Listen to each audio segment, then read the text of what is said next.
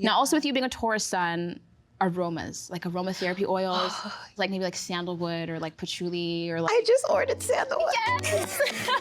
Yes!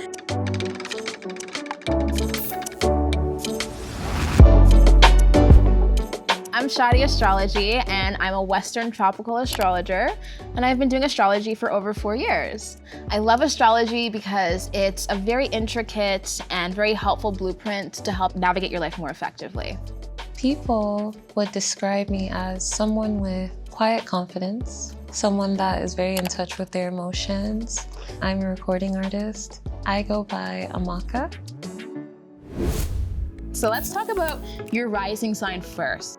It really reflects who you are as an individual, your life path journey. Also, it represents like, you know, how you come across, your energy, how people feel about you on a first impressions basis. Yeah. So I noticed here, for starters, that you're a Cancer rising. Yes. And when I saw that, I was like, oh, that's so cute. Oh my goodness, I already know there's a lot to that. I know it. For starters, what it shows to me is that you're someone that feels a lot. Okay, you walk into a room and you can just pick up on all sorts of energies of the places you're in, the people that you talk to. And the thing is, with Cancer placements, I always try to remind you guys that it's okay to feel your emotions. It's okay to be emotionally vulnerable. It's okay to be sensitive because that's what makes you you. And you can translate that energy into your music. I always think about people. Yeah. All the time. Yeah. Sometimes so much that I don't think about myself, which that's what I've worked on as of late. That's what makes you you. You know, that's what makes you special. You have a gift of making people feel like they're at home. You being a Cancer rising, it really makes sense as to why you feel a connection with the home. I think just for all Cancers and Cancer placements, especially Cancer risings like you, I think it's very important that you invest a lot of your time and energy and even money into making your home a safe space. That's where you recharge. That's where you get your energy. What you're saying is resonating so deeply because I recently moved into like a new place and I did all the things to just make it feel like what you're saying. Yeah. And there was a night where I just started crying tears of joy because I just felt so, I was like, this is like happiness to me, truly. I love that. I'm like, so I'm on the right track of just being tapped into what truly does make me feel good. Also, with you being a Cancer rising, it also shows to me that you might be nostalgic. You might be a nostalgic person. I feel like you often think about the past and how like your past has shaped you. Would you say that's something that's really a part of you? Yes. Previously, I would look at the past and just kind of do more cringing and, oh, I should have done that, you know. But I think what I'm kind of learning is how to like celebrate the past and like not look at it from a space of like ego and, oh God, like I should have handled this better.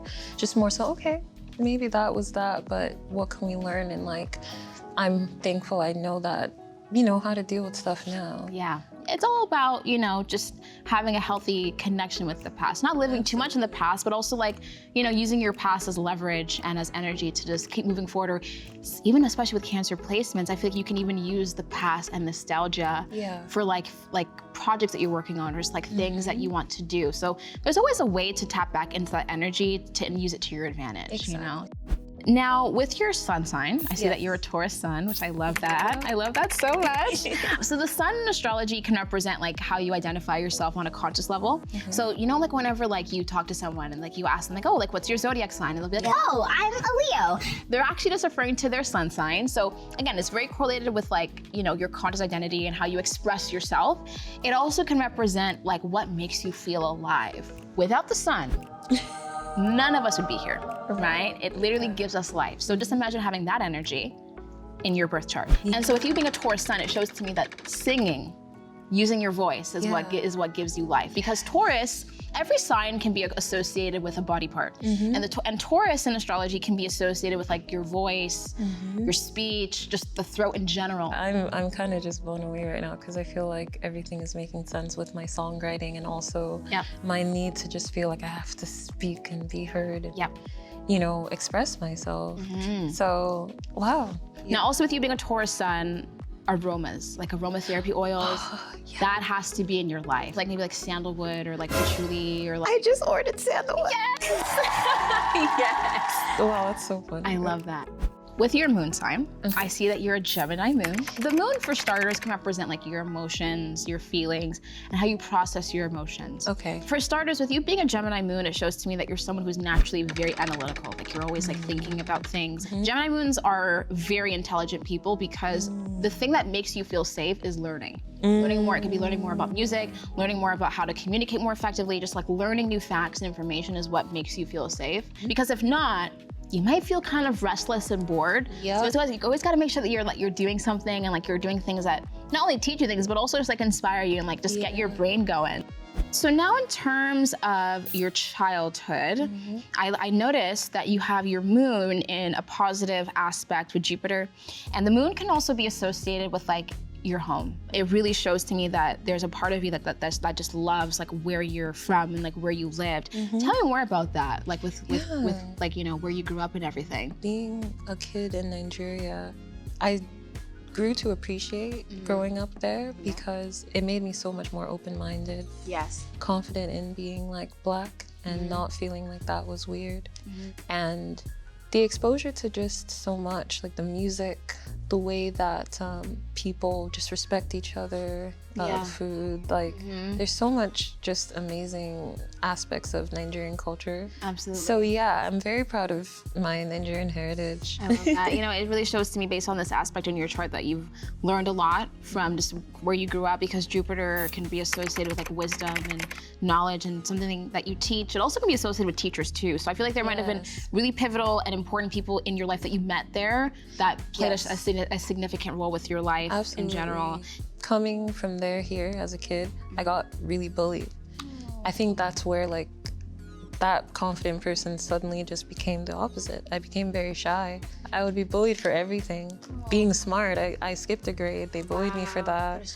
Yeah, I know that now, right? Just jealous. But they affected me for a while because then I just dimmed my light and I said, well, let me just not speak and let me not. Right. I'm so sorry that you went through that. But you know, with your chart, you have, again, like going back to your Mercury and Aries, Mercury can also be associated with like education or schooling or learning. But then Aries, sometimes it is a sign and an energy that can be associated with like arguments or disputes or like aggression. So I could see why you experienced that growing up in school. But however, though, the beautiful thing about Aries energy is that it's an energy and an archetype that's associated with strength and bravery and courage and independence. And I feel like you're on this journey now of just being independent and just like really coming into yourself. So that's great. You have so much Aries energy in your chart, and Aries in astrology is an archetype and an energy that's associated with independence. I see that you have an EP that you've been working on. That's so exciting. Explain more to me about your EP and like what that means to you personally. Yeah, everything we've spoken about today, just this journey of me honestly tapping into, I think, who I've always been. Yeah.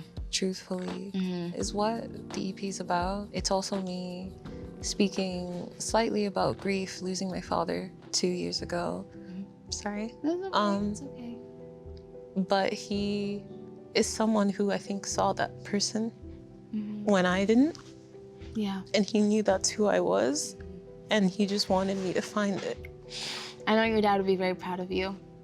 The more myself I am, the more that like-minded people will just find me and like love me, and the people that I'm not for, you know? So. Absolutely.